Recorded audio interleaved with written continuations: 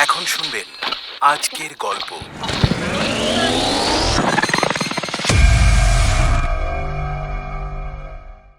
চল তোকে একটা মজার জিনিস দেখাই, চল। কি মজার জিনিস? আমাদের রাজবাড়ি, নন্দনগড়ের রাজবাড়ি। সে আবার কি? আমার পূর্বপুরুষেরা একসময় এই তল্লাটের রাজা ছিলেন। আজ রাত্রে বাবার মুখে গল্প শুনিস। বম বম, আশ্চর্য তো, বাবা এরকম বললেন কেন? আর উনি এখানেই বা কেন? চল পঙ্খা, বাবাকে আমাদের প্ল্যানের কথা সব খুলে বলি। অনু, তোর রাজবাড়ির পাকা মেঝে এসে গেছে রে। হ্যাঁ, তাই নাকি? হ্যাঁ, ধীরে ধীরে উঠে দাঁড়া।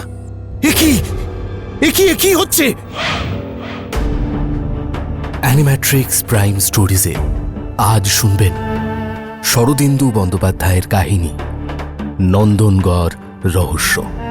গল্প পাঠে আমি সায়ন্তন, নিবেদনে অ্যানিম্যাট্রিক্স প্রাইম স্টোরিজ, প্রযোজনা অ্যানিম্যাট্রিক্স মাল্টিমিডিয়া। তখনও ভারতে ইংরেজদের রাজত্ব শেষ হয়নি। ভারতবাসীর গায়ে স্বাধীনতার হাওয়াও লাগেনি। সেই রকম একটা সময় বাংলার হাজিপুরের ছেলে পঙ্কজ আর বিহারের গ্রামের ছেলে হনুমন্ত ম্যাট্রিক পাশ করে দুজনেই পাটনার একটি কলেজে ভর্তি হয়েছিল। তারা একই হস্টেলের একই ঘরে জায়গা পায় এবং একই ঘরে থাকার জন্য দুজনের মধ্যে খুব ভাব হয়ে যায়। কলেজ শুরুর কিছুদিনের মধ্যেই পঙ্কজ হনুমন্তকে হনু বলা শুরু করল, আর হনুর কাছে পঙ্কজ হয়ে গেল পাংখা। পঙ্কজের চেহারা ছিল সাধারণ বাঙালি ছেলেদের মতো, লম্বা একহারা শরীর, চোখে মুখে বুদ্ধির ছাপ। পঙ্কজ লেখাপড়ায় বেশ ভালো, আবার খেলাধুলোতেও ওস্তাদ। এদিকে হনুমন্তের চেহারা একেবারে রাজপুত্রের মতো, গায়ের রং ফেটে পড়ছে, দারুণ রূপবান। লেখাপড়ায় পঙ্কজের মতো অতটা ভালো না হলেও হকি, ফুটবল, ক্রিকেট সব খেলাতেই চৌকস। কলেজের হস্টেলে বছরখানেক কাটাবার পর গরমের ছুটি এসে পড়ল। পঙ্কজ হনুমন্তকে জিজ্ঞেস করল, অনু, গরমের ছুটিতে গায়ে গিয়ে কি করবি? হনু একটু লজ্জা লজ্জা ভাব নিয়ে অন্যদিকে মুখ ফিরিয়ে বলল, কি আর করব, খাবো, ঘুমোবো, কবাড্ডি খেলবো। আর কি? আর কিছু না। পাঙ্খা, তুই আমার সঙ্গে গায়ে চল না, দুজনে পাহাড়ে জঙ্গলে বেড়াবো, পাখি শিকার করব। পাখি শিকার করব কি দিয়ে? লাঠি দিয়ে নাকি? আরে না না, আমার বাবার বন্দুক আছে, দোনলা বন্দুক। তাই নাকি? আচ্ছা, তাহলে যাব, কিন্তু তুই গায়ে গিয়ে আর কি করবি? বাবা আমার বিয়ের সম্বন্ধ করেছেন, এই ছুটির মধ্যেই বিয়ে হবার কথা। হ্যাঁ, বলিস কি? এরই মধ্যে বিয়ে? তোর বয়স কত? 18। আরে আমার মোটে ইচ্ছে নেই, কিন্তু কি করব, আমাদের বংশের এই রেওয়াজ। তুই বউ দেখেছিস? তোর বিয়ের আগে কি বউ দেখতে আছে? ভিন গায়ের মেয়ে, শুনেছি লেখাপড়া জানে না, খাজা মুখ্য। তুই চল না ভাই, তুই যদি বাবাকে বলিস আমার ইচ্ছে নেই, বাবা নিশ্চয়ই তোর কথা শুনবেন। আচ্ছা, যাব। পঙ্কজ নিজের বাড়িতে চিঠি লিখে দিল। তারপর ছুটি আরম্ভ হলে দুই বন্ধু নন্দনপুর গ্রামে চলল। পাটনা থেকে গয়া লাইনে মাইল 25 গেলে ছোট্ট একটি স্টেশন পড়ে। এইখানে ট্রেন থেকে নামতে হয়। হনুমন্তর বাবা গরুর গাড়ি পাঠিয়েছিলেন। গরুর গাড়ির পুরনো গাড়োয়ান ছেদিরাম গোয়ালা প্ল্যাটফর্মে এসে দাঁড়িয়েছিল। পঙ্কজ আর হনুমন্ত যে কামরা থেকে নামল, সেই কামরাতে একটি পরিবার উঠল, স্বামী, স্ত্রী এবং একটি 10-11 বছরের ফুটফুটে মেয়ে। হনুমন্ত তাদের চেনে না, সে তাদের দিকে এক নজর তাকালো। তারা কামরায় গিয়ে বসল, গাড়ি ছেড়ে দিল। ছেদিরাম চোখ মুটকে হনুমন্তকে বলল, হনুমন্ত ভাইয়া, কেমন দুলহান দেখলে? দুলহান? বউ কোথায়? বাহ, দেখলে না? শ্যাম নন্দন সিং তার স্ত্রী আর মেয়ে রামদুলারিকে নিয়ে গয়ায় পুজো দিতে গেল। ওই মেয়েই তো তোমার হবু বউ। কি? ওই ওই পুচকে মেয়েটা? রাম রাম রাম রাম। নাক সিটকানোর কি আছে? দেখতে কিন্তু ভারী সুন্দর, তোর সঙ্গে খুব মানাবে। দুধ, ওইটুকু বেড়াল ছানার মতো মেয়ে আমি বিয়ে করব না। হনুমন্ত মুখ গোমড়া করে গরুর গাড়িতে উঠে বসল। পঙ্কজ আর কিছু বলল না, গাড়িতে উঠল। মালপত্র তুলে নিয়ে ছেদিরাম গাড়ি ছেড়ে দিল। পাথুরে রাস্তা, উঁচু নিচু ঢেউ খেলানো জমি, সামনে দূরে ছোট ছোট লম্বাটে ধরনের পাহাড় কুমিরের মতো পড়ে আছে। তাদের ফাঁকে ফাঁকে চাষের জমি, গাছপালা গ্রীষ্মের তাপে শুকিয়ে গেছে। ঘণ্টা দেড়েক পরে তারা গ্রামে এসে পৌঁছল। বেশ বর্ধিষ্ণু গ্রাম, প্রায় 250 ঘর মানুষের বাস। গ্রামটি ভারী শ্রীমন্ত। একটি প্রকাণ্ড দিঘিকে ঘিরে লোকালয় গড়ে উঠেছে। কতদিনের পুরনো দিঘি তা কেউ বলতে পারে না। 4টি পাড়ে পাথর বাঁধানো ঘাট, মাঝখানে কাক চক্ষু জল টলটল করছে। অতি বড় অনাবৃষ্টির বছরেও দিঘির জল শুকোয় না। হনুমন্তদের বাড়িটা দিঘির পশ্চিম দিকের ঘাটের ঠিক সামনে। সেকেলে গড়নের দোতলা বাড়ি, ছোট ছোট জানলা দরজা, মোটা মোটা কপাটের ওপর লোহার গুল বসানো, যেন ছোটখাটো দুর্গ। গরুর গাড়ি গিয়ে বাড়ির সামনে দাঁড়াতেই হনুমন্তর বাবা রঘুবীর সিং বেরিয়ে এলেন। হনুমন্তর চেহারা যদি হয় রাজপুত্রের মতো, রঘুবীর সিংয়ের চেহারা একেবারে রাজার মতো। বয়স 45, প্রসন্ন মুখ। তিনি এসে দাঁড়ালে হনুমন্ত পঙ্কজের পরিচয় দিল। তিনি হাসি মুখে বললেন, এসো এসো বাবা, গরুর গাড়ির ঝাঁকুনিতে নিশ্চয়ই খুব খিদে পেয়েছে। দুজনের কাঁধে হাত রেখে তিনি তাদের বাড়ির মধ্যে নিয়ে গেলেন। হনুমন্ত মায়ের সঙ্গে দেখা করতে দোতলায় চলে গেল। নিচের তলার একটা ঘরে পঙ্কজকে নিয়ে গিয়ে রঘুবীর সিং বললেন, এই যে, এই ঘরে তোমরা 2 বন্ধু থাকবে। ঘরে পাশাপাশি 2টি খাট পাতা, একটি চৌকির ওপর প্রচুর খাবার ঢাকা দেয়া রয়েছে। কিছুক্ষণ পরে হনুমন্ত ফিরে এলে দুজনে খেতে বসল। নানা রকম খাবার, কচুরি, সিঙাড়া, বালুশাই, গুলাবজামুন, মতিচুর, দুজনে পেট ভরে খেল। খাবার শেষ হলে হনুমন্ত বলল, চল পাঙ্খা, তোকে আমাদের গ্রাম দেখিয়ে আনি, চল চল। তখন বেলা 11টা বেজে গেছে। মাথার ওপর কড়া রোদ্দুর, কিন্তু রোদ্দুর ওদের গায়ে লাগে না। 2 বন্ধু গ্রামের রাস্তায় কিছুক্ষণ ঘুরে বেড়ালো। মাঠকোঠা একটা বাড়ির সামনে দিয়ে যাওয়ার সময় শুনতে পেল মেয়েলি গলায় কান্নার আওয়াজ। হনুমন্ত দাঁড়িয়ে পড়ল। বাড়ির সামনে কেউ নেই।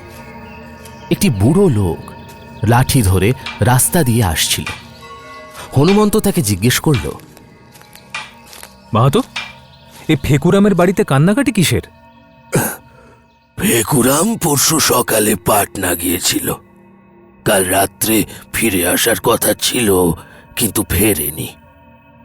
আজ সকালে তার বউ বম বম দাস বাবাজির কাছে গিয়েছিল। বাবা ইশারায় জানিয়েছেন যে ফেকুরাম মরে গেছে। কি, তাই নাকি?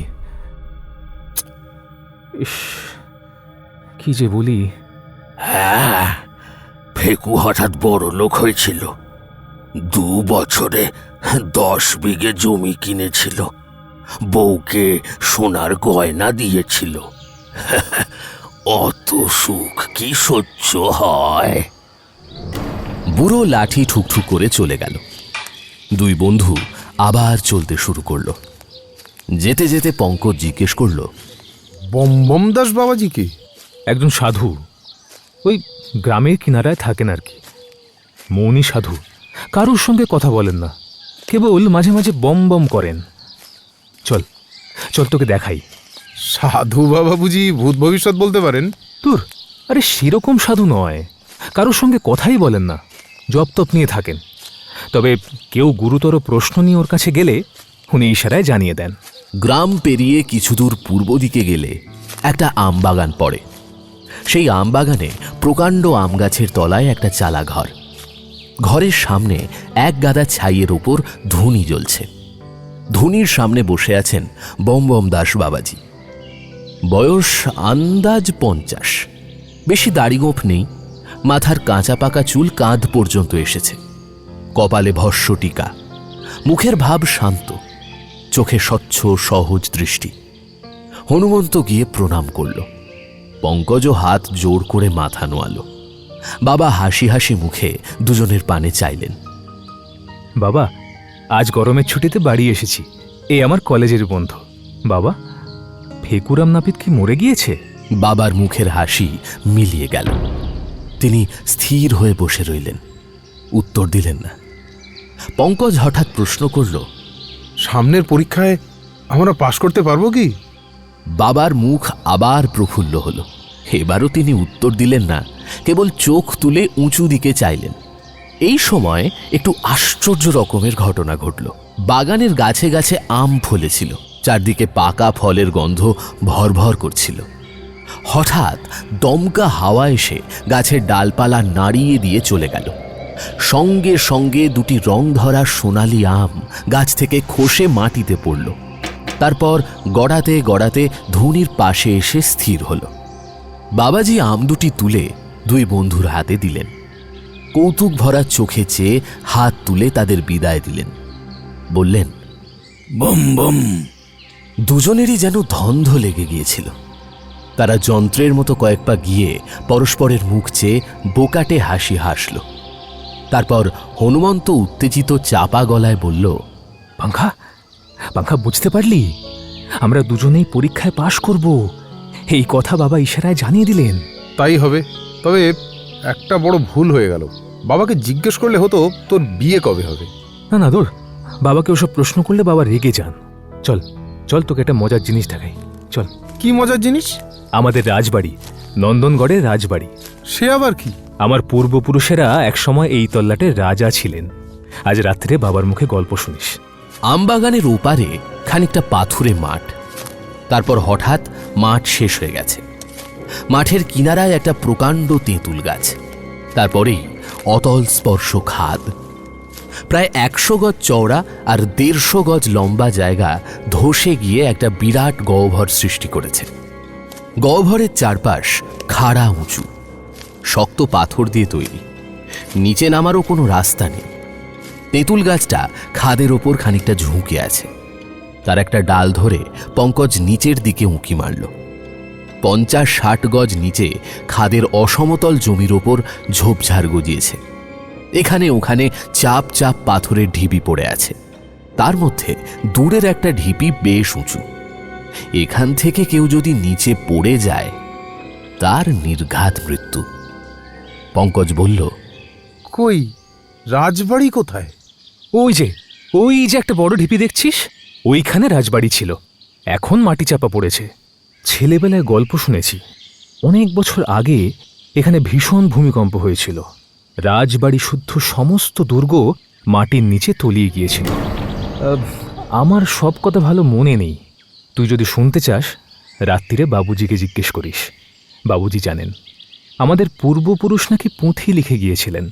সেই তালপাতার পুঁথি আমাদের বংশে আছে। দুজনে বাড়ি ফিরে এলো। দিঘিতে স্নান করে খেতে বসল। দোতলায় খাবার ঘর। রঘুবীর সিং দুজনকে দুপাশে নিয়ে খেতে বসলেন। হনুমন্তর মা পরিবেশন করলেন। মোটা সোটা ফর্সা মানুষটি, হাসি ভরা মুখে প্রকাণ্ড মুক্তোর নথ। খেতে খেতে হনুমন্ত জিজ্ঞাসা করল, বাবুজি, ফেকুরাম নাপিত কি সত্যি মরে গেছে? কিছু বোঝা যাচ্ছে না। কিছুদিন থেকে ফেকুরামের চালচলন বদলে গিয়েছিল। আগে ফেকু গাঁয়ের লোকের চুল ছেঁটে দাড়ি কামিয়ে যা 2-4 পয়সা পেত, তাতেই কষ্টে সৃষ্টে পেট চালাতো। তারপর হঠাৎ সে পাটনায় যেতে আরম্ভ করলো। যেদিন যায় তার 2 দিন পরে ফিরে আসে। দেখতে দেখতে তার অবস্থা ফিরে গেল। গাঁ শুদ্ধ লোকের চোখ টাটালো, কিন্তু কেউ বুঝতে পারল না ফেকু কোথা থেকে টাকা নিয়ে আসে। আমার বিশ্বাস ফেকু পাটনায় কোনো চোর ডাকাতের দলে মিশেছিল। শেষ পর্যন্ত অধর্মের ফল মিলল। ফেকু হয়তো পুলিশের হাতে ধরা পড়েছে, কিংবা ডাকাতের দল তাকে খুন করেছে। কিছুই বলা যায় না। তবে মৌনী বাবা নাকি জানিয়েছেন ফেকু বেঁচে নেই। তাই হবে। বাবার কথা কখনো মিথ্যা হয় না। 2-4 দিনের মধ্যেই পাকাপাকি জানা যাবে। কাকাবাবু, হনুমন্তের সাথে গিয়ে আমি রাজবাড়ির গহ্বর দেখে এসেছি। রাত্রিরে আপনার কাছে গল্প শুনবো। বেশ বেশ, সন্ধ্যের পর চবুতরায় বসা যাবে। দুপুরবেলাটা দুই বন্ধু নিজের নিজের খাটে শুয়ে কাটালো। তারপর উঠে খানিকক্ষণ দাবা খেলল। সূর্যাস্ত হতে বেশি দেরি নেই, তাই দেখে পঙ্কজ বলল, চল হনু, বেরিয়ে আসি। দুপুরের খাওয়া এখনো হজম হয়নি। বেশ, চল। কিন্তু কোন দিকে যাবি? রাজবাড়ির দিকে। রাজবাড়ির গর্ত তো দেখলি, আর কি দেখবি? আবার দেখব। জায়গাটা বড় ভালো লেগেছে। দুজনে বেরোল। রাজবাড়ির খাদের কাছে গিয়ে তেঁতুল তলায় বসল। সূর্য তখনও অস্ত যায়নি, কিন্তু ঝাঁকড়া তেঁতুল গাছের তলায় অন্ধকার। সেই অন্ধকারের মধ্যে ওই অতল গহ্বরের দিকে তাকিয়ে পঙ্কজ কেমন যেন আচ্ছন্ন হয়ে পড়ল। এই পাঙ্খা, কি ভাবছিস? ভাবছি কতকাল আগে এখানে একদল মানুষ বাস করত। সন্ধে হলে চারিদিকে আলো জ্বলে উঠত। রাজবাড়ির মেয়ে পুরুষ নানা কাজে ঘুরে বেড়াতো। কেমন ছিল তাদের জীবন? তারা কি ভাবতো, কি কাজ করত? যেদিন ভূমিকম্প হয় সেদিন তারা কে কি করছিল পঙ্কজ আপন মনে বলে চলল। এলোমেলো কল্পনার খেলা। সে ইতিহাসের ছাত্র, অতীতের কথা ভাবতে তার ভালো লাগে। কিছুক্ষণ তার কল্পকথা শোনবার পর হনুমন্ত হাসতে হাসতে উঠে দাঁড়াল। তার হাত ধরে টেনে বলল, এই নে, ওঠ ওঠ, এবার বাড়ি যাই। 500 বছর আগে যারা মারা গেছে তাদের কথা ভেবে কি হবে? হ্যাঁ, তুই একটা আস্ত হনু। বাড়ি ফিরে গিয়ে তারা দেখল ভাঙের শরবত তৈরি হয়েছে। দই, মিছড়ি, গোলমরিচ, শশার বিচি দিয়ে অপূর্ব ঠান্ডাই শরবত। হনুমন্ত বড় এক ঘটি ঠান্ডাই নিজেদের ঘরে নিয়ে এলো। দুজনে বসে বসে পুরো ঘটি শেষ করল। চাকরেরা ঘরে ঘরে কেরোসিন লণ্ঠন রেখে গেছে, ধূপ ধুনো দিচ্ছে। দোতলার ঠাকুর ঘরে ঠাকুরের শীতল ভোগ হচ্ছে। শাঁখ, ঘড়ি ঘণ্টার আওয়াজ শোনা যাচ্ছে।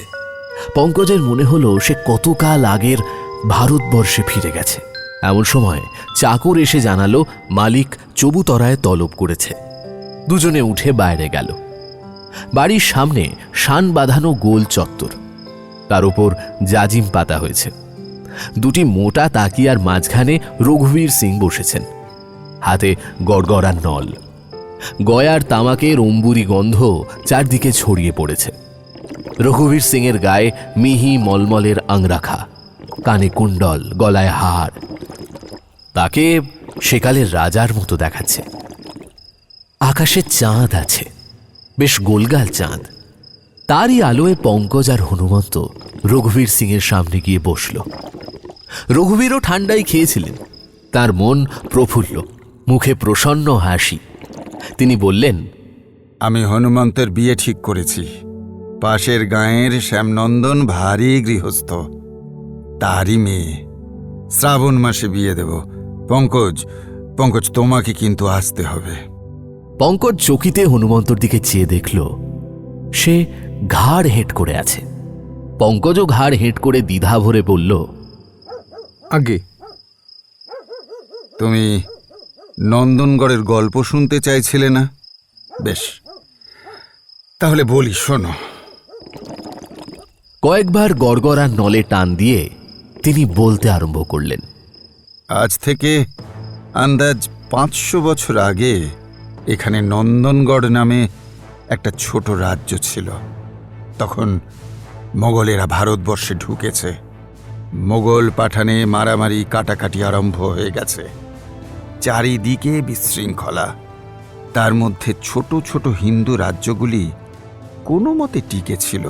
বহু যুগ আগে কয়েকজন রাজপুত ক্ষত্রিয় রাজস্থান থেকে বেরিয়ে পূব দিকে এসে এই পার্বত্য এলাকায় রাজ্য স্থাপন করেছিলেন। রাজ্যের মাঝখানে পাথরের দুর্গ বানিয়েছিলেন। এই দুর্গই ছিল একাধারে তাদের রাজপুরী আর সেই সঙ্গে রাজধানী। রাজস্থান ছেড়ে আসার পরও রাজপুতেরা নিজেদের সাবেকি রীতিনীতি, আচার ব্যবহার কিছুই ছাড়েননি। শরৎকালে হরিণ বরাহ শিকার খেলায় মাততেন। ছেলে মেয়েদের বিয়ে দিতেন নিজেদেরই জাতের মধ্যে। আর মাঝে মাঝেই পড়শি রাজার সাথে যুদ্ধ বেঁধে যেত। এমনিভাবে কত শতাব্দী কেটে গেল তার ঠিক নেই। তারপর হঠাৎ একটা দিন এলো, যে দিনটা নন্দনগড় রাজ্যের শেষ দিন। হঠাৎ ভাগ্য বিপর্যয় হলো। এক মুহূর্তে সব শেষ হয়ে গেল। রঘুবীর সিং বলে যেতে থাকলেন, আর পঙ্কজ মুগ্ধ শ্রোতার মতো গল্পের মধ্যে ডুবে গেল। সেই সময় যিনি নন্দনগড়ের রাজা ছিলেন তার নাম ছিল বলবন্ত সিং। রঘুবীর সিংরা সেই রাজার ছোট ভাই যশবন্ত সিং এর উত্তরসূরি। রাজপরিবারের ৮০ জন স্ত্রী পুরুষ একসঙ্গে দুর্গে বাস করতেন। রাজা বলবন্ত সিং এর বড় ছেলে যুবরাজ কুমার সিং এর বিয়ে ঠিক হয়েছিল পাশের একটি রাজ্যের রাজকন্যার সঙ্গে।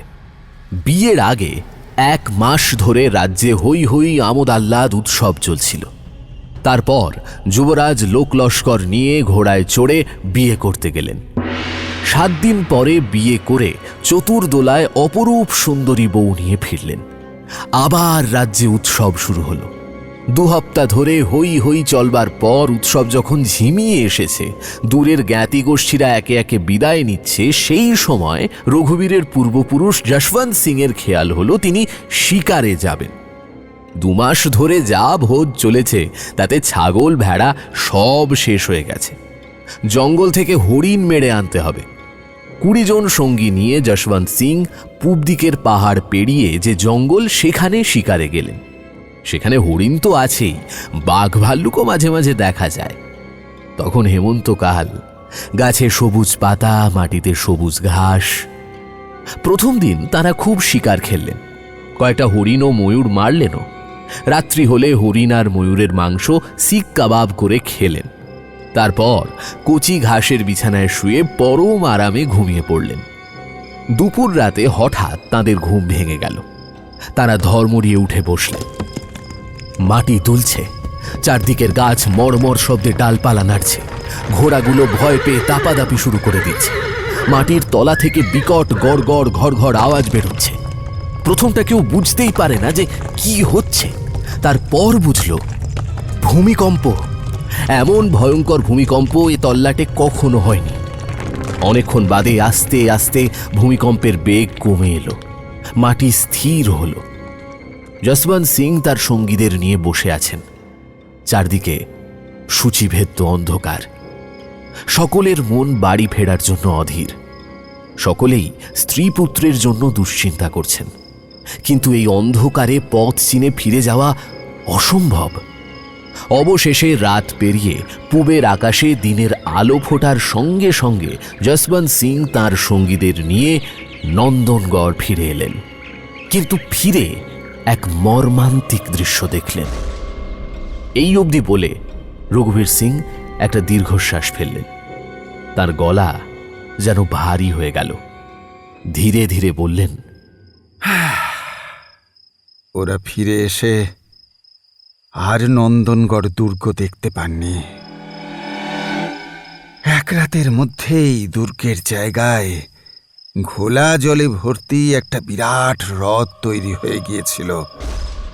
ভূমিকম্পের ফলে দুর্গ অতলে তলিয়ে গিয়েছিল, আর খাদটা মাটির তলা থেকে উঠে আসা জলে কানায় কানায় ভরে গিয়েছিল।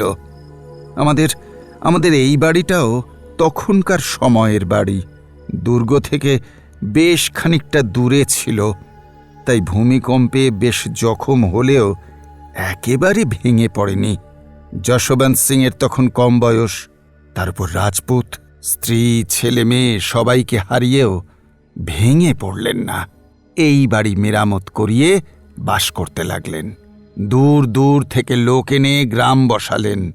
নতুন লোকেরা মাটি কেটে নিজেদের ঘর বাড়ি তৈরি করল। ঘর বাড়ির সঙ্গে পুকুরও হলো।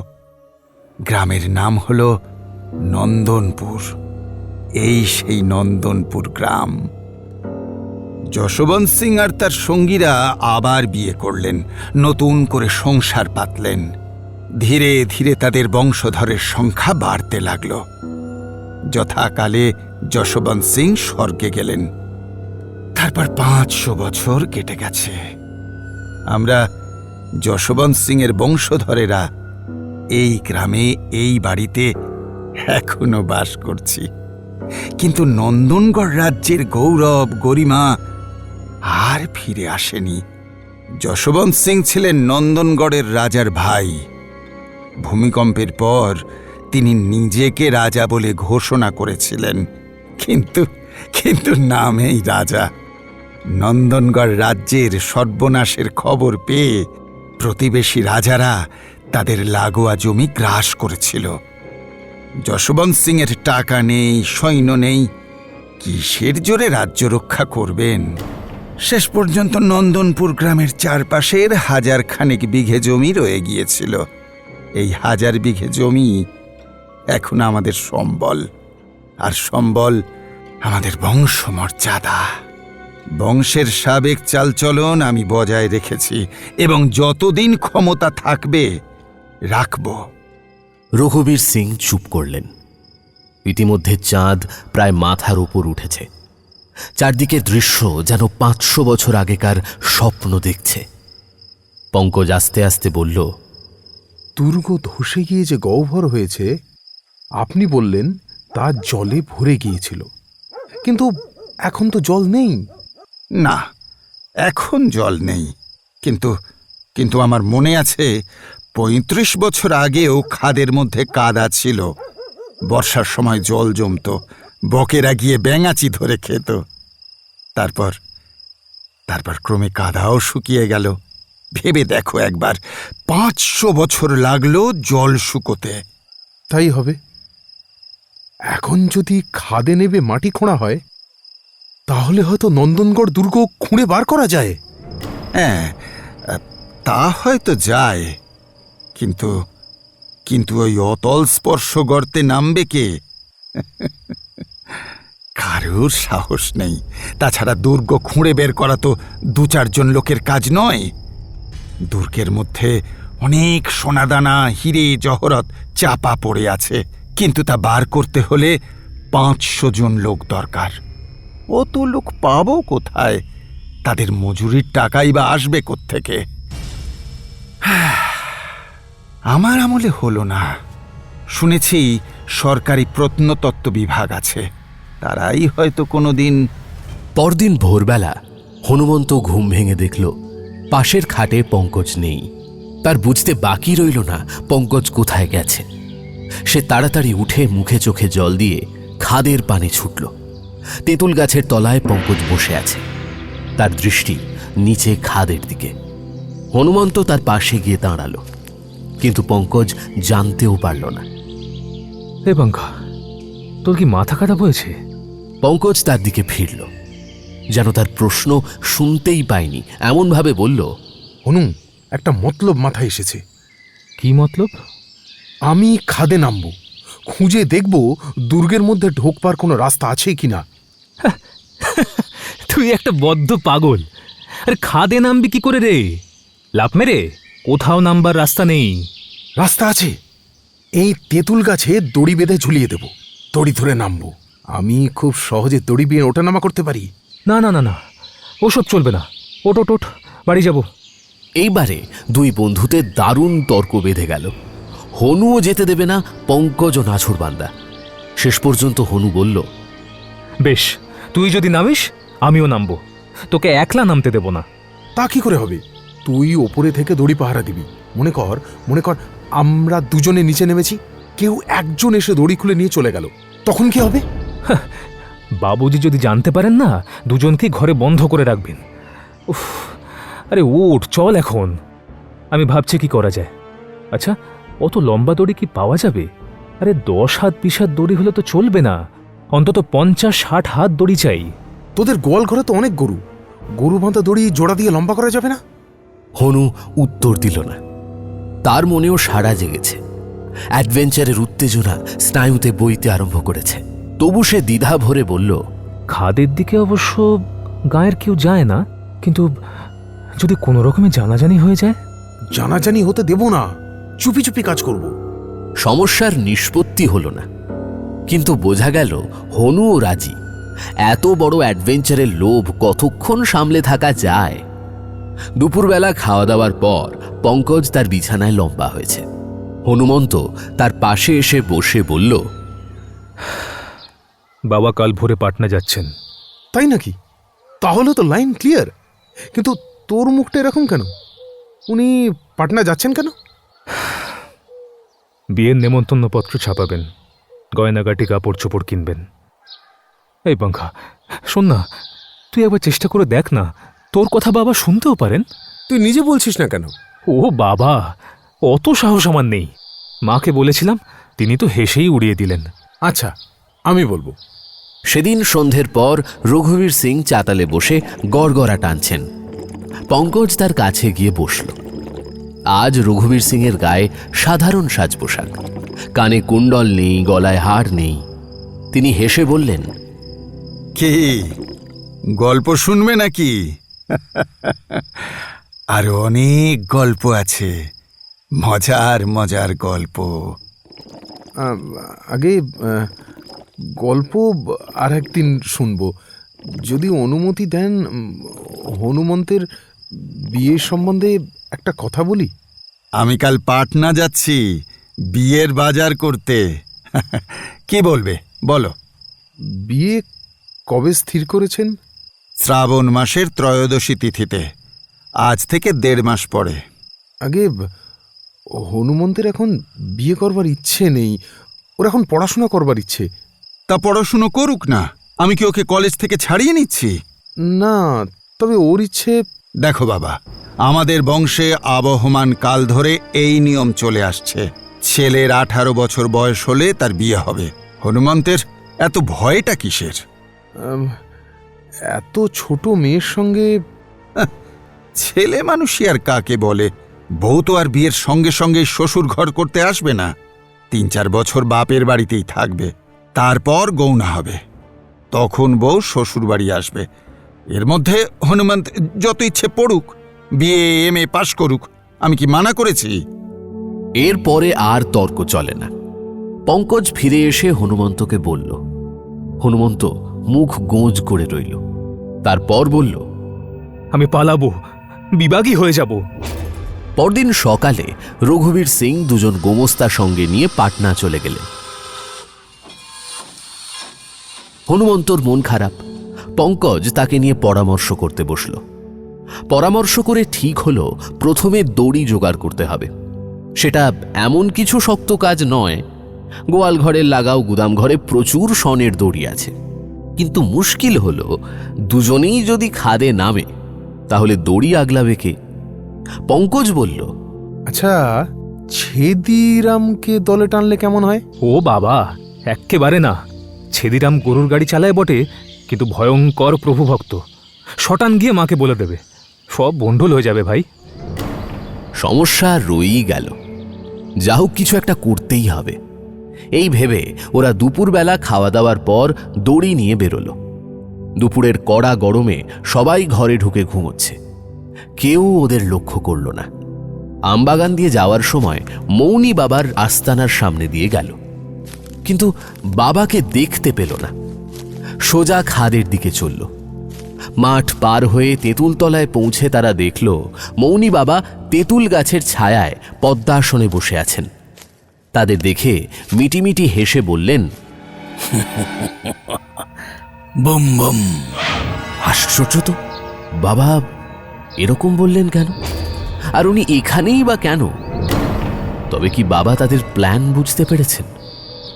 হনুমন্ত ফিসফিস করে পঙ্কজকে বলল, চল পাঙ্খা, বাবাকে আমাদের প্ল্যানের কথা সব খুলে বলি। চল। ওরা দুজনে যা যা করবে বলে ঠিক করেছে সব বাবার সামনে বসে বলে গেল। শুনে বাবা কিছু বললেন না, শুধু দড়িগুলো টেনে নিয়ে পরীক্ষা করে দেখলেন। নতুন সনের 8-10টা দড়ি, প্রত্যেকটা 8-10 হাত লম্বা, কুয়োর দড়ির মতো মোটা আর মজবুত। বাবা প্রত্যেকটি দড়ির মাঝে 2টো করে গেড়ো বাঁধলেন, যাতে হাত পিছলে না যায়। তারপর দড়িগুলোকে জুড়ে জুড়ে লম্বা করলেন। 80-90 হাত লম্বা দড়ি ছিল। দড়ির একটা খুঁট তেঁতুল গাছের ডালে বেঁধে বাবা দড়ি খাদে ফেলে দিলেন। দড়ি ঝুলতে লাগলো। বাবা তখন ভুরু তুলে 2 বন্ধুর পানে চাইলেন। বাবা, কে আগে নামবে? ওর যদি কোনো দুর্ঘটনা হয় আমি মুখ দেখাবো কি করে? না না, আমি আগে নামবো। না, আমি আগে। বেশ, তাহলে বাবা আপনিই বলে দিন। আর তোর দুর্ঘটনা হতে পারে না?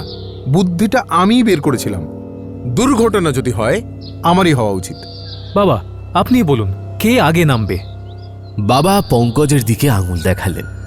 পঙ্কজ মহা আনন্দে জুতো খুলে মালকোঁচা বেঁধে তৈরি হলো। তার গায়ে শুধু কামিজ রইল। গিট বাঁধা দড়ি ধরে ওঠানামা করা খুব শক্ত নয়, হাত এবং পা দিয়ে দড়ি ধরা যায়। পঙ্কজ দড়ি ধরে সাবধানে খাদের মধ্যে নেমে গেল। হনুমন্ত তেঁতুল গাছের ডাল ধরে নিচের দিকে চেয়ে রইল। বাবা প্রসন্ন মুখে গাছতলায় বসে রইলেন। দড়িটা টান হয়েছিল। 4-5 মিনিট পরে আলগা হয়ে গেল। বোঝা গেল পঙ্কজ মাটিতে পা দিয়েছে। মাটিতে নেমে পঙ্কজ দড়ি ছেড়ে দিল। এদিক ওদিক তাকিয়ে দেখল পাথুরে এবড়ো খেবড়ো মাটির ওপর ঝোপঝাড় শুকিয়ে ডাঁটা সার হয়ে গেছে। ওই ঝোপঝাড়ের ভেতর দিয়ে পায়ে হাঁটা রাস্তার মতো একটা দাগ দূরে উঁচু ঢিপির দিকে চলে গেছে। ওই ঢিপিটাই বোধহয় রাজবাড়ি ছিল। একটা বিশ্রী গন্ধ পঙ্কজের নাকে আসছিল। উত্তেজনায় এতক্ষণ খেয়াল করেনি। এখন পেছন দিকে তাকিয়ে সে চমকে উঠল।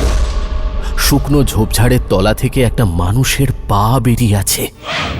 পঙ্কজ সেখান থেকে একটু দূরে সরে গিয়ে একটা পাথরের ওপর বসল। কিছুক্ষণ পরে হনুমন্ত নেমে তার পাশে এসে দাঁড়ালো। একটু নেচে নিয়ে বলল, কি মজা! 500 বছর পরে এখানে মানুষের পা পড়ল। এই কিসের পচা গন্ধ বেরোচ্ছে রে পাঙ্খা? ওই যে ওইদিকে দেখ, আমরা প্রথম নয়, আমাদের আগেও এখানে মানুষের পা পড়েছে। হনুমন্ত কিছুক্ষণ হতবুদ্ধি হয়ে চেয়ে রইল। তারপর ঝোপের কাছে গেল। পঙ্কজও নাকে কাপড় দিয়ে কাছে গেল। দুজনে ঝোপের শুকনো ডালপালা সরিয়ে দেখল একটা মানুষ মুড়ে পড়ে আছে। তার গা এবং মুখের ওপর এক রাশ দড়ি কুণ্ডলি পাকিয়ে পড়েছে। মানুষটার মুখ দেখা যাচ্ছে না, কিন্তু শরীরের যতটা দেখা যাচ্ছে তাতে মনে হয় তার হাড়গোড় ভেঙে চুরমার হয়ে গেছে। তাল পাকানো দড়িগুলো সরিয়ে নেওয়ার পর মৃত লোকটার মুখ দেখা গেল। হনুমন্ত তীক্ষ্ণ নিঃশ্বাস টেনে বলে উঠল, এ তো ফেকুরাম নাপিত। কি? হ্যাঁ, এই দেখ দেখ, ওর কোমরের কাছে কি চকচক করছে রে। মৃতদেহটার পরনে ধুতি ছাড়া আর কোনো কাপড় ছিল না, কোমরে গিট বাঁধা। হনুমন্ত চোখ বুজে সেই দিকে হাত বাড়িয়ে মুঠিতে কিছু তুলে নিল।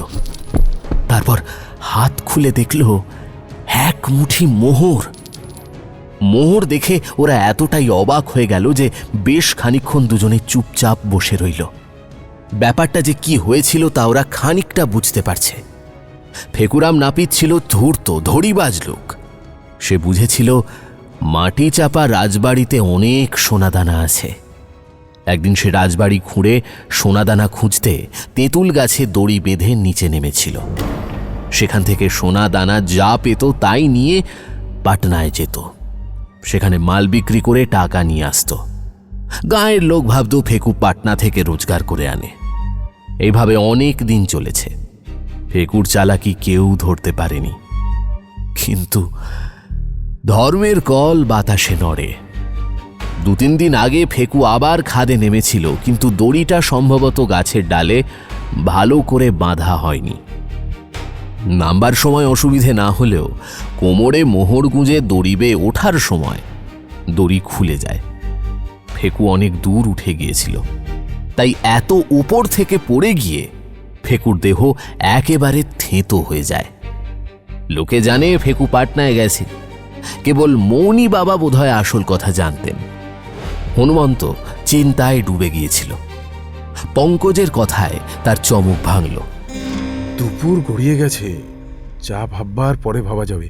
এখন চল দেখি রাজবাড়িতে কোথায় কি আছে। আর এই মোহরগুলোর কি হবে? কি আর হবে, তোদের জিনিস, পূর্বপুরুষদের সোনা ফেকু চুরি করেছিল, এখন তোরা নিবি। আচ্ছা বেশ, তাহলে এগুলো রুমালে বেঁধে আমার পকেটেই রাখি। হ্যাঁ, নে এখন চল। সামনে ঝোপঝাড়ের ভেতর দিয়ে অস্পষ্ট পায়ে হাঁটা পথের রেখা। ওরা সেই রেখা ধরে চলল। রেখাটা এঁকে বেঁকে ঢিপি ঢাপা এড়িয়ে বড় ঢিপির দিকে গেছে। এই পথটা বোধহয় ফেকুর যাতায়াতের ফলেই তৈরি হয়েছে। বড় ঢিপিটা দূর থেকে দেখেও বেশ বোঝা যায়। একটা প্রাসাদ বহুকাল জল কাদা পাঁকের তলায় ছিল। এখন জল শুকিয়ে যাওয়ার পর কাদার ভেতর দিয়েও প্রাসাদের আদলটা বেশ আন্দাজ করা যায়। একতলাটা মাটির নিচে বসে গেছে, দোতলা এবং চিলেকোঠা উঁচু হয়ে আছে। তার সারা গায়ে কাঁটা গাছের জঙ্গল। ঢিপির গা ঘেঁষে একটা রাস্তা পাশের দিকে গেছে। সেদিকে কয়েক পা গিয়েই ওরা থমকে দাঁড়িয়ে পড়ল। ঢিপির গায়ে একটা সুড়ঙ্গের মুখ, তার পাশে একটা গাঁইতি আর একটা খন্তা দাঁড় করানো রয়েছে। একটা হ্যারিকেন লণ্ঠনও রয়েছে। সুড়ঙ্গের ভেতর দুর্ভেদ্য অন্ধকার। সুড়ঙ্গ কোথায় কত দূরে গেছে দেখা যাচ্ছে না, বোঝাই যাচ্ছে এই সুড়ঙ্গটা ফেকু নাপিতই কেটেছিল। এইসব গাঁইতি খন্তা লণ্ঠন এসব তার। পঙ্কজ হাত বাড়িয়ে লণ্ঠনটা বাইরে আনলো। দেখা গেল তার খোলের মধ্যে তেলও আছে। লণ্ঠনের মাথার উপর একটা দেশলাইয়ের বাক্স আছে। বাবা, ফেকুরাম তো খুব গোছানো লোক ছিল, সব ব্যবস্থাই করে রেখে গেছে। তাই তো দেখছি। যাক, এই লণ্ঠনটা জ্বালিয়ে নিলাম। চল এবার 40 চোরের গুহায় প্রবেশ করা যাক। লণ্ঠনের হাতল দাঁতে কামড়ে ধরে পঙ্কজ হামাগুড়ি দিয়ে সুড়ঙ্গের মধ্যে ঢুকল। হনুমন্ত তার পেছনে রইল। যদিও মাথার উপর বেশ খানিকটা জায়গা আছে, তবু হামা দিয়ে অগ্রসর হওয়াই সুবিধে। লণ্ঠনের আলোয় মোটামুটি দেখা যাচ্ছে। 10-12 হাত এগিয়ে যাওয়ার পর পঙ্কজ বলল, হনু, তোর রাজবাড়ির পাকা মেঝে এসে গেছে রে। হ্যাঁ, তাই নাকি? হ্যাঁ, ধীরে ধীরে উঠে দাঁড়া। দুজনে সাবধানে উঠে দাঁড়ালো। হ্যাঁ, মাটির সুড়ঙ্গ শেষ হয়ে গেছে। পঙ্কজ লণ্ঠন তুলে ধরে দেখতে লাগলো একটা লম্বা বারান্দার মতো জায়গা। অদ্ভুতভাবে ভূমিকম্পের পরেও অক্ষত রয়েছে।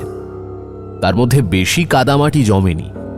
বারান্দার বাঁ দিকের দেওয়ালে আগে বোধহয় দরজা ছিল, এখন পাল্লাগুলো নেই, কেবল দরজার ফোঁকরটা দেখা যাচ্ছে। এই ফোঁকরের মধ্যে আবার সুড়ঙ্গ, কিন্তু বেশি লম্বা নয়। 2-4 হাত গিয়ে আবার একটা ঘরের মতো জায়গা। ঘরটাতে ঢুকে ওরা লণ্ঠন দিয়ে চারদিক ভালো করে দেখল। ঘরটাতে কিছু মাটি জমেছিল, কেউ সম্প্রতি সেটা পরিষ্কার করেছে। কে হতে পারে? হনুমন্ত বলল, এই ঘরে তো কিছুই নেই। এখন নেই, আগে নিশ্চয়ই ছিল। হয়তো কাঠের সিন্দুকে কিছু হিরে জহরত ছিল। সিন্দুক তো আর এতদিনে থাকবে না। সোনাদানা কিছু থাকলে সেগুলো ফেকু আগেই নিয়ে নিয়েছে। এখন চল সামনে গিয়ে দেখি ওদিকে কি আছে। চলায়। ওদিকে আরো কিছু দূর গিয়ে ওরা দেখল বারান্দা শেষ হয়েছে। সামনে দেওয়াল। দেওয়ালটা পাথরের, কিন্তু তার মাঝখানে দোরের মতো চৌকস জায়গায় কাদা আর পাঁক জমাট হয়ে সিমেন্টের মতো শক্ত হয়ে গেছে। ওরা টোকা মেরে দেখল দেওয়ালের মতো পুরু নয়, ওপারে হয়তো আরেকটা ঘর আছে। হনুমন্ত বলল, এ দেখ পাঙ্খা, দেয়ালের গায়ে গাঁইতির দাগ। ফেকু বোধহয় ভাঙবার চেষ্টা করেছিল। ও ঘরের সব সোনাদানা শেষ করে এই ঘরে ঢোকার চেষ্টা করেছিল। কিন্তু আজ আর নয়, ফিরে চল। কটা বাজে বুঝতে পারছি না, হয়তো সন্ধে হয়ে গেছে। হ্যাঁ, ঠিক বলেছিস, অনেকক্ষণ হয়ে গেছে। ওদিকে মৌনি বাবা তেঁতুলতলায় বসে দড়ি পাহারা দিচ্ছেন। আর চল, কাল আবার আসা যাবে, কি বলিস? সে আর বলতে। দুজনে বাইরে বেরিয়ে এলো। লণ্ঠন নিভিয়ে রেখে বাইরের মুক্ত হাওয়ায় কিছুক্ষণ নিঃশ্বাস নিল। সন্ধে হয়নি বটে, কিন্তু নিচে রোদ নেই। দূরে ওই তেঁতুল গাছের পাতায় নিভন্ত সূর্যের আলো ঝিলমিল করছে। যেতে যেতে হনুমন্ত বলল, এই ফেকুরামের মরাটা নিয়ে কি করা যায় বলতো? ওপরে তোলা আমাদের কর্ম নয়, তাছাড়া তুললি গায়ে জানাজানি হবে। আমরা এখানে এসেছি সেটাও সবাই জেনে যাবে। কিন্তু মৌনি বাবাকে জানাতে হবে। তিনি অন্য কাউকে কিচ্ছু বলবেন না, আর আমাদের পরামর্শ দিতে পারেন। দড়ি যেমন ঝুলেছিল তেমনই ঝুলছে। প্রথমে পঙ্কজ ওপরে উঠে গেল। সে পৌঁছবার পর হনুমন্ত উঠল। মৌনি বাবা দড়ি আগলে বসেছিলেন। বললেন, বম বম। নিচে যা যা দেখেছে সব কথা ওরা মৌনি বাবাকে খুলে বলল। বাবা সব মন দিয়ে শুনলেন। শেষে হনুমন্ত বলল, বাবা, কাল আবার আমরা নামবো। একটু একটু সকাল সকাল আসবো। কিন্তু ফেকুর মরাটার কি ব্যবস্থা হবে? বাবা হাত তুলে আশ্বাস দিলেন, যেন বললেন, ভাবিস নে, সব ঠিক হয়ে যাবে। গাছের ডাল থেকে দড়ি খুলে নিয়ে মৌনি বাবার সঙ্গে আমবাগানে গিয়ে সেখানে চালা ঘরে দড়ি লুকিয়ে রেখে পঙ্কজ আর হনুমন্ত বাড়ি ফিরে গেল। তাদের অভিযানের খবর কেউ জানল না। সন্ধ্যের পর ঘরদোর বন্ধ করে তারা পরামর্শ করতে বসল। হনুমন্ত বলল, হে, একটা বড় ভুল হয়ে গেছে রে। মোহরগুলো মৌনি বাবার কাছে রেখে এলেই তো ভালো হতো। বাড়িতে রাখার জায়গা নেই। এদিকে বাইরে রাখলে চাকর বাকরদের নজরে পড়বে। ওদিকে মাকে দিলে মা জানতে চাইবেন কোথা থেকে মোহরগুলো এলো। কি করি বলতো? কি করা যায়? এক কাজ করা যাক, ওগুলো তোর সুটকেসে রেখে দে। তোর সুটকেস কেউ খুলবে না। ঠিক আছে, তাই কর তাহলে। মোহরগুলো পঙ্কজের সুটকেসে রেখে চাবি লাগিয়ে তারা আবার মুখোমুখি বসল। বলছি, কাল আবার সকাল সকাল বেরোবো। তোর মা কিছু সন্দেহ করবেন না তো? মাকে যদি বলা যায় আমরা জঙ্গলে পাখি শিকার করতে যাচ্ছি, তাহলে মা কিছু সন্দেহ করবেন না। একটা অসুবিধে, বন্দুকটাও নিয়ে যেতে হবে। বন্দুক, কার্ট্রিজ সব সঙ্গে নিতে হবে। উপায় কি? ওগুলো বরং মৌনি বাবার কাছে রেখে গেলেই হবে। একটা জোরালো আলো যদি নিয়ে যাওয়া সম্ভব হতো। লণ্ঠনের আলোয় ভালো দেখা যায় না। দাঁড়া দাঁড়া, বাবুজির একটা ইয়াব বড় টর্চ আছে, দিনের মতো আলো হয়। সেটা চুরি করব। রাতে খাবার সময় হনুমন্ত মাকে শিকারে যাওয়ার কথা বলে রাখল। মা বললেন, তাই জ্যৈষ্ঠ মাসের দুপুরে পাখি কোথায় পাবি? না পাই বন্দুক ঘাড়ে করে ঘুরে বেড়াবো। তা বেড়াস, সন্ধ্যের আগে ফিরে আসবি কিন্তু। পরদিন বেলা 10টা নাগাদ দুই বন্ধু খেয়ে দিয়ে তৈরি হয়ে বেরোল। হনুমন্তর কাঁধে দোনলা বন্দুক, পঙ্কজের হাতে টর্চ আর কার্তুজের থলি। আমবাগানে গিয়ে তারা দেখল মৌনি বাবা ধুনির সামনে বসে আছেন। হনুমন্ত বলল, বাবা, এই বন্দুকটা ঝোপড়িতে রেখে দড়িটা নিয়ে যাব। বাবা মাথা নাড়লেন। হাত বাড়িয়ে বন্দুকটা নিজের হাতে নিয়ে উঠে দাঁড়ালেন। তারপর হনুমন্ত যখন দড়ির কুণ্ডলি একচালা থেকে বার করে আনলো, তখন তিনি বন্দুক কাঁধে ফেলে কার্তুজের থলে হাতে নিয়ে তেঁতুল গাছের দিকে পা বাড়ালেন। দুজন মুখ চাওয়াচাওয়ি করল। হয়তো বাবা নিজের শূন্য আস্তানায় বন্দুক ফেলে রেখে যেতে চান না। ঘর থেকে যদি কেউ তুলে নিয়ে যায়। তেঁতুল তলায় পৌঁছে বাবা প্রথম দড়ির একটা খুঁট তেঁতুল গাছের ডালে বেঁধে ফেললেন। অন্য খুঁটে বন্দুক আর কার্তুজের থলে বেঁধে নিচে নামিয়ে দিলেন। তারপর হনুমন্তকে ইশারা করলেন। আজ হনুমন্ত আগে নামল, পরে পঙ্কজ। তারা আন্দাজ করল বাবার ইচ্ছে বন্দুকটা তাদের সঙ্গে থাকে। নিচে নেমে তারা একটা নতুন দৃশ্য দেখল। যেখানে ফেকুরামের মৃতদেহ পড়েছিল, সেখানে 10-12টা শকুনি এসে জুটেছে। শকুনিরা খুবই ব্যস্ত। দুই বন্ধু সেদিকে তাকালো না। তাড়াতাড়ি দড়ি থেকে বন্দুক আর থলে খুলে নিয়ে রাজবাড়ির ঢিপির দিকে চলল। যেতে যেতে হনুমন্ত বলল, বাবা নিশ্চয়ই জানতেন শকুনি আসবে। শকুনিরা হলো প্রকৃতির সেরা মুদ্রা ফরাস। আমরা যখন মড়া নাড়াচাড়া করছিলাম, তখন বোধহয় ওরা দেখতে পেয়েছিল। কিন্তু বাবা আজ আমাদের সঙ্গে বন্দুক দিলেন কেন ভাই? এখানে কি হিংস্র জন্তু জানোয়ার আছে নাকি? কই, কাল তো কিছু চোখে পড়েনি। যা হোক, বন্দুক সঙ্গে আছে ভালোই। বাঘ ভাল্লুক না থাক, সাক্ষর থাকতে পারে। এবার বল, সুড়ঙ্গের সামনে তো এসে পড়লাম। আজকের প্রোগ্রাম কি? ফেকুরাম যে দেওয়ালটা ভাঙবার চেষ্টা করেছিল, সেটা আগে ভাঙতে হবে। ওখানে নিশ্চয়ই অনেক দামি মাল আছে। আমরা দুজনে একসঙ্গে গাঁইতি আর শাবল চালালে ভাঙতে পারবো না? চেষ্টা করতে দোষ কি? কিন্তু কিরকম দামি মাল তুই আশা করিস? তোর তা কি বলা যায় নাকি? হয়তো কিছুই নেই, তবু। দুজনে উঠল। বন্দুক আর কার্তুজের থলি বাইরে রেখে লণ্ঠন জেলে সুড়ঙ্গে ঢুকল। তাদের সঙ্গে রইল টর্চ, গাঁইতি আর শাবল। সুড়ঙ্গের শেষ বরাবর পৌঁছে হনুমন্ত টর্চ জ্বালল। তীব্র আলোয় সরু সুড়ঙ্গটা ভরে গেল। পঙ্কজ দেওয়ালের সামনে গিয়ে দুহাতে শাবল তুলল, বলল, আমি শাবল নিলাম, তুই গাঁইতিটা নে, একসঙ্গে এক জায়গায় লাগাবি। রেডি? 1 2 3।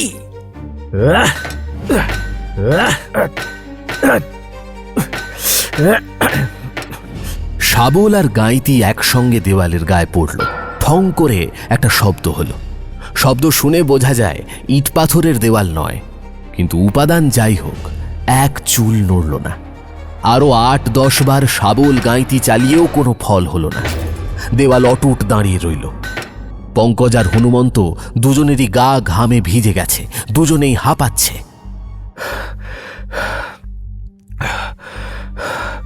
পঙ্খা, চল বাইরে যাই।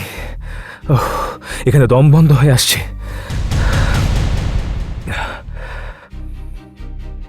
সুড়ঙ্গের মধ্যে বায়ু চলাচল কম।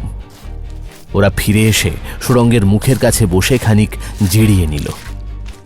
বাইরে রোদ্দুর আছে বটে, কিন্তু সেই সঙ্গে বাতাসও আছে।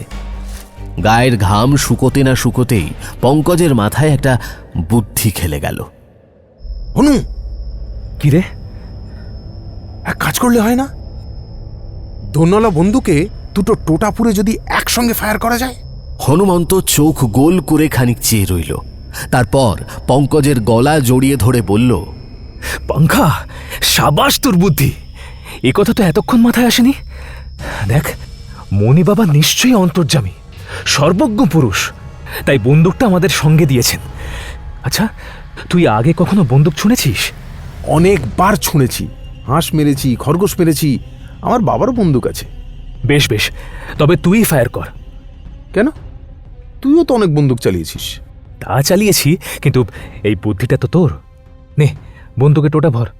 এখন ভরবো না, ভেতরে গিয়ে ভরবো। এখন কার্তুজগুলো পকেটে পুরে নি। চল, তুই টর্চ নিয়ে আগে আগে যা। সুড়ঙ্গে ঢুকে প্রথমে হামাগুড়ি দিয়ে, তারপর খাড়া হেঁটে তারা দেওয়ালের সামনে উপস্থিত হলো। দুজনেরই মনে হলো তারা একটা বিরাট রহস্যের সামনে এসে দাঁড়িয়েছে। তাদের বুক দুরু দুরু করে উঠল। পঙ্কজ চাপা গলায় বলল, কত দূর থেকে ফায়ার করব? অন্তত 10-12 হাত দূর থেকে, নইলে ছররা ছিটকে গায়ে লাগতে পারে। পঙ্খা, তুই বরং বন্দুক আমাকে দে। আমি এ বন্দুক অনেকবার ছুঁড়েছি, এর ধার জানি। না, আমি ফায়ার করব, কিন্তু বদ্ধ জায়গায় ভীষণ শব্দ হবে। অনু, অনু, তুই কানে আঙুল দিয়ে থাকিস, নইলে কানের পর্দা ফেটে যেতে পারে। আর তুই? আমি কানের ওপর শক্ত করে রুমাল বাঁধবো। এই দেখ, দেখ, ভালো করে বেঁধেছি, দেখ। রুমালকে কোনাকুনি ভাবে দুপাট করে পঙ্কজ মাথা ঘিরে কপালের ওপর বেঁধে ফেলল। কান চাপা পড়ল। তারপর বন্দুকের 2 নলে টোটা পুড়ে দেওয়াল থেকে 10 পা দূরে গিয়ে দাঁড়ালো। হনুমন্ত তার পাশে দাঁড়িয়ে দুকানে আঙুল পুড়ে দিল। টর্চ জ্বালা হলো না, কেবল লণ্ঠনের আলো। এইবার বলে পঙ্কজ বন্দুকের ঘোড়া টিপল। বিকট শব্দ হলো। ওপর থেকে খানিকটা মাটি খসে মেঝে পড়ল। লণ্ঠনের কাঁচ চিড় খেয়ে গেল। পঙ্কজ আর হনুমন্ত ছুটে দেওয়ালের কাছে গেল। দেওয়াল ভেঙে পড়েনি, কিন্তু তার চারপাশ থেকে একটা শোঁ শোঁ শব্দ আসছে। দুজনে অবুঝের মতো মুখ চাওয়াচাওয়ি করল। তারপর পঙ্কজ লাফিয়ে উঠে বলল, বুঝেছি, দেওয়ালের ওদিকে হাওয়া নেই, এদিক থেকে হাওয়া ঢুকেছে, তারই শব্দ। তার মানে দেওয়াল আলগা হয়েছে। আবার বন্দুক ছুঁড়লেই? এবার আমি বন্দুক ছুড়ব। আচ্ছা। পঙ্কজ বন্দুকের 2 নলে আবার টোটা ভরে হনুমন্তর হাতে দিল। নিজের মাথা থেকে রুমাল খুলে তার মাথায় বেঁধে দিল। তারপর কানে আঙুল দিয়ে দাঁড়ালো। হনুমন্ত দেওয়াল লক্ষ্য করে ঘোড়া টিপল। গুরুম শব্দে প্রতিধ্বনির শব্দ থেমে যাওয়ার সঙ্গে সঙ্গে আবার একটা শব্দ হলো, ধমাস করে। লণ্ঠনটা 2 বার খাবি খেয়ে নিভে গেল। টর্চটা পঙ্কজ কনুইয়ের খাঁজে চেপে রেখেছিল। এখন সেটা জেলে সে দেওয়ালের দিকে আলো ফেলল। দেখল দেওয়াল নেই, ছররার ধাক্কা খেয়ে ঘরের মধ্যে ভেঙে পড়েছে। দুজনে একসঙ্গে সেই দিকে ছুটল। একটা ঘর টর্চের আলোয় আলোকিত হয়েছে। বেশ বড় একটা শোবার ঘর। অনেক রকম সেকেলে আসবাব সাজানো রয়েছে। উঁচু পিঁড়ি, স্ফটিকের ভৃঙ্গার, দীপদণ্ড, আরও কত কি। এগুলো অস্পষ্টভাবে চোখে পড়ছে, কিন্তু টর্চের তীব্র আলোয় ঘরের মাঝখানটা স্পষ্ট দেখা যাচ্ছে। বিচিত্র কারুকার্য করা একটা পালঙ্কের ওপর শুয়ে আছে দুটি মানুষ। হনুমন্ত আর পঙ্কজ অন্য কোনো দিকে না তাকিয়ে পালঙ্কের পাশে গিয়ে দাঁড়ালো। যে দুটি মানুষ পালঙ্কে শুয়ে আছে তাদের মধ্যে একজন হচ্ছে 18-19 বছর বয়সের একটি কিশোর যুবা, আর তার পাশে শুয়ে আছে 12-13 বছরের একটি কিশোরী মেয়ে। বলিষ্ঠ সুন্দর যুবা, অপরূপ সুন্দরী মেয়ে, দুজনেই মৃত। কিন্তু তাদের দেখে তা মনে হয় না, মনে হয় যেন ঘুমিয়ে আছে। ঘরে লোক ঢুকেছে, সাড়া পেয়ে এক্ষুনি জেগে উঠবে। হনুমন্ত গলার মধ্যে একটা শব্দ করে পঙ্কজের কাঁধ চেপে ধরল। পঙ্খা, চিনতে পারছিস? পঙ্কজের গলা প্রায় বুঝে গিয়েছিল। সে অতি কষ্টে উচ্চারণ করল, পারছি। তুই আর তোর ভাবি বউ রামদুলারি। কিছুক্ষণ কোনো কথা নেই। তারপর হনুমন্ত স্বপ্নাচ্ছন্ন গলায় বলল, ওর নাম ছিল মৈথিলি।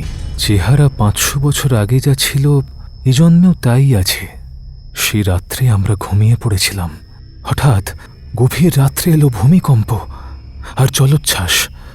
ঘরের দরজা জানলা দিয়ে হাওয়া বাতাসের চলাচল বন্ধ হয়ে গেল। তারপর কি যে হলো। ঘর থেকে বেরোবার উপায় নেই দেখে তোরা আবার বিছানায় গিয়ে শুলি। ঘরের হাওয়া ফুরিয়ে আসতে লাগলো। দীপদণ্ডে দীপ নিভে গেল। তোরা অজ্ঞান হয়ে পড়লি। তারপর তোদের মূর্ছা মহানিদ্রায় পরিণত হলো। আমার সব কথা মনে পড়ে যাচ্ছে। আমি আর মৈথিলি। ও! সে আর বলতে পারল না। তার গলা কাঁপতে কাঁপতে থেমে গেল। দুজনে হতবাক হয়ে চেয়ে রইল। এইভাবে কতক্ষণ যে কেটে গেল তার ঠিকানা নেই। কেবল টর্চের উগ্র আলো পালঙ্কের দুটি মুখের ওপর স্থির হয়ে রইল। হঠাৎ পঙ্কজ চিৎকার করে উঠল, কি হচ্ছে? ওদের চোখের সামনে তখন এক অভাবনীয় ঘটনা ঘটতে শুরু করেছে। পালঙ্কে শোয়া মূর্তি দুটো কর্পূরের পুতুলের মতো উবে যেতে লাগলো। পঙ্কজ আর হনুমন্তর বিস্ফারিত দৃষ্টির সামনে আস্তে আস্তে তাদের মুখ, হাত, পা সব হাওয়ায় মিশে গেল। শেষ পর্যন্ত পালঙ্কে পড়ে রইল খানিকটা ধুলোর গুঁড়ো। 500 বছর বদ্ধ ঘরের মধ্যে যা অটুট ছিল, আলো বাতাসের স্পর্শে দেখতে দেখতে তা অনুপরমাণুতে পরিণত হল। রাত্রে পঙ্কজ আর হনুমন্ত নিজের খাটে শুয়ে চিন্তা করছিল। দুজনেরই মাথা উত্তপ্ত হয়ে রয়েছে। ঘুম আসছে না, কিন্তু কথাও বলতে ইচ্ছে করছে না। মোহাচ্ছন্ন মন নিয়ে তারা নন্দনগড়ের সুড়ঙ্গ থেকে বেরিয়ে এসেছিল। কেউ কোনো কথা না বলে ফিরে গিয়েছিল নিজেদের পথে। ফেরার সময় দেখেছিল দড়ির কাছে ফেকুরামের মরাটাও আর নেই। শকুনিগুলোও অদৃশ্য হয়েছে। ওপরে এসে মৌনী বাবাকেও তারা আর দেখতে পেল না। এমনকি তার আস্তানা, সেই ঝোপড়িতেও তিনি নেই। তখন প্রায় শেষ রাত। হনুমন্ত নিজের বিছানা ছেড়ে পঙ্কজের বিছানায় এসে বসল। বলল, পঙ্খা, জেগে আছিস? কিছু বলবি? শোন না, আমি ঠিক করেছি রামদুলারিকেই বিয়ে করব। আচ্ছা হনু, আগের জন্মের সব কথা তোর মনে পড়েছে? সব কথা নয়, কিন্তু অনেক কথাই মনে পড়ছে। চেষ্টা করলে বোধহয় সব কথাই মনে পড়বে। সেই জন্য তোর বউয়ের নাম ছিল মৈথিলি। তোর কি নাম ছিল? আমার নাম ছিল রঘুনন্দন সিং। আগের জন্মে তোদের নামের বেশ জোড় মিলেছিল। এই জন্মে গরমিল হলো কেন? গরমিল? কোথায়? তুই হলি হনুমন্ত, মানে হনুমান। তোর বউ হলো রামদুলারি, মানে সীতা। গরমিল হলো না? তুই কিচ্ছু জানিস না বাঙ্কা। আমার পুরো নাম হনুমন্ত রাজ সিং, মানে হনুমান নয়, হনুমানের মালিক। হনুমানের মালিক কে? শ্রীরামচন্দ্র, বুঝলি? বুঝলাম। আচ্ছা হনু, যদি তোর আগের জন্মের সবকিছু মনে পড়ে তাহলে তোর প্রাসাদের কোষাগারের পথও মনে পড়ে যাবে, আর তাহলে তো এখনও সব কথা থাক পঙ্খা। মৈথিলির কথা ছাড়া আর কিছু ভাবতে এখন ভালো লাগছে না। তুই ঘুমিয়ে পড়। আর শোন, কাল গিয়ে আর একবার মৌনি বাবার খোঁজ করতে হবে। ঘুমিয়ে পড়। এই বলে হনুমন্ত নিজের বিছানায় গা এলিয়ে দিল। বাইরে তখন দু একটি পাখি ডাকতে শুরু করেছে। পঙ্কজের হঠাৎ মনে হলো তার পাশের বিছানায় যে শুয়ে আছে সে তার এতদিনের চেনা বন্ধু হনুমন্ত নয়, বরং নন্দনগড়ের যুবরাজ রঘুনন্দন সিং। এইসব কথা ভাবতে ভাবতে কখন দু চোখের পাতায় ঘুম নেমে এসেছে পঙ্কজ তা বুঝতেও পারেনি। অ্যানিম্যাট্রিক্স প্রাইম স্টোরিজে এতক্ষণ শুনছিলেন শরদিন্দু বন্দ্যোপাধ্যায়ের কাহিনী নন্দনগড় রহস্য। গল্প পাঠে ছিলাম আমি সায়ন্তন। বিভিন্ন চরিত্রে অভিনয় করলেন সুদীপ্ত ঘোষ, অভিক রায়, প্রসূন দাস, শঙ্খনীতা বিশ্বাস ও মনীষ ঘোষ। নিবেদনে অ্যানিম্যাট্রিক্স প্রাইম স্টোরিজ। প্রযোজনা অ্যানিম্যাট্রিক্স মাল্টিমিডিয়া। আমাদের গল্পগুলো যদি আপনাদের ভালো লেগে থাকে আমাদের চ্যানেলটি সাবস্ক্রাইব করে বেল আইকনে ক্লিক করতে ভুলবেন না কিন্তু। এই রকম সব ক্লাসিক গল্প পেতে সাবস্ক্রাইব করুন অ্যানিম্যাট্রিক্স প্রাইম স্টোরিজ।